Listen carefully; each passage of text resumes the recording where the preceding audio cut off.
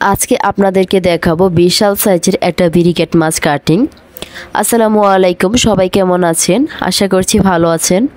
তো আল্লাহর অশেষ মেহেরবানিতে এই বৃষ্টির দিনে আমিও চলে গিয়েছিলাম একটু মার্কেটে মাছ দেখতে ও কিছু মাছ কিনতে।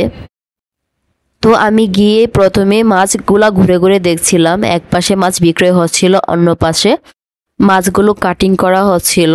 এখানে কিন্তু ছোট বড় অনেক ধরনের মাছই কাটিং করা হয়।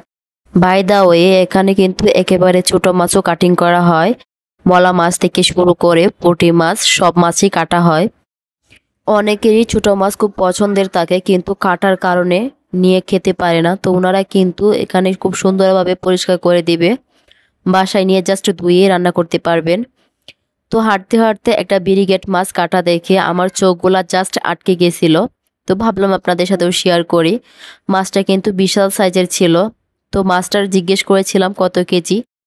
তো ওনারা আমায় বলল মাছটা 10 কেজি ওজনের ছিল। 10 কেজি ওজনের একটা মাছ কিন্তু একটা ভাইয়া একাই কাটছিল, কারো সাহায্য ছাড়া। তবে ওনার মুখের এক্সপ্রেশনটা দেখে বোঝা যাচ্ছিল ওনার অনেক কষ্ট হচ্ছিল।